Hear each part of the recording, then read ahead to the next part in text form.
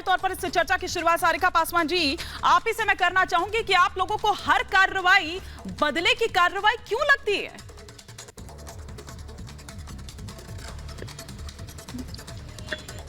देखिए, कुछ दिन पहले आदित्यनाथ जी सदन में रो रहे थे और कह रहे थे कि कुछ हैं उन पे, और वो झूठे जांच की भी बात वो कर रहे थे। तो ऐसा नहीं है कि ये बात आदित्यनाथ जी जब सदन में रो रहे थे तो जाहिर सा बात है कि उन्होंने भी किसी पे आरोप ही लगाया था। और अभी जो हम चीजें देख रहे हैं बिहार में, जो लगातार पिछले 10 सालों से कई बार सीबीआई जो है वो पूछताछ के नाम पे आई है। उन्होंने रावड़ी आवास में कई बार पूछताछ के नाम पे घुसी है, लेकिन उन्हें क्या मिला? 10 साल हो गए, 11 साल बीतने को है। 2009 की ये केस है और आज लगभग 11 साल बीत गया। 11 साल के बाद भी आज तक सीबीआई ने कभी भी एक पुख्ता जो है वो जांच तक नहीं पहुंच पाई है। तो ये जब भी इनके पीछे प्रेशर होता है एज अ मशीनरी का दुरुपयोग के नाम पे भारतीय जनता पार्टी, आज अगर सीबीआई वहां पर पहुंचती है पूछताछ के लिए 15 मार्च को वो पेशी पर जो बुलाया जाता है वो एवं ही है, मतलब उसका कोई मतलब नहीं है, वो हवा हवाई है। पिछले साल ही 17 अलग अलग ठिकानों पर वो छापेमारी होती है, मतलब वो ऐसे ही है, सीबीआई टाइम पास करने के लिए गई थी। बिल्कुल, ये सीबीआई टाइम पास ही कर रही है और कुछ तो कर नहीं रही है। बिल्कुल, इसमें कोई दो राय नहीं है।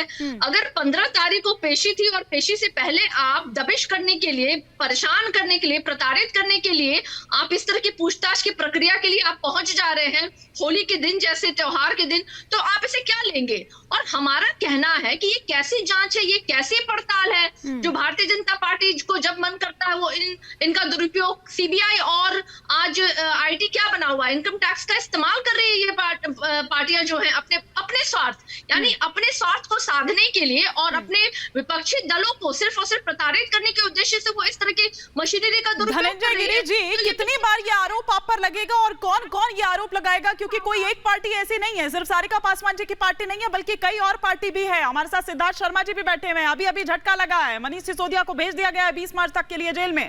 क्या करते हैं आप अपने विरोधियों के खिलाफ? ये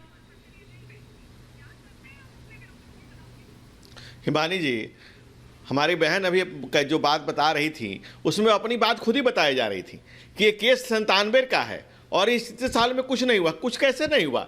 4 केसेस में लालू यादव सजा भोग रहे हैं, 4 केसेस में वो चुनाव नहीं लड़ सकते हैं। इस देश की सुप्रीम संस्थान सुप्रीम कोर्ट से सजा याफ्ता है और जो आज उनके साथ जो लोग खड़े हैं जदयू, वो जब समता पार्टी थी तो उन्होंने कहा था चारा चोर खजाना चोर लालू यादव गद्दी छोड़, और जब जदयू बना तो उन लोग कहते थे कि सजा याफ्ता। लालू जदयू के कई नेता हैं जिन्होंने लालू यादव को कभी नाम से नहीं बुलाया बल्कि सजा याफ्ता का कहीं बुलाया, और लालू जी सुप्रीम कोर्ट से वर्डिक्ट मिला सजा याफ्ता है।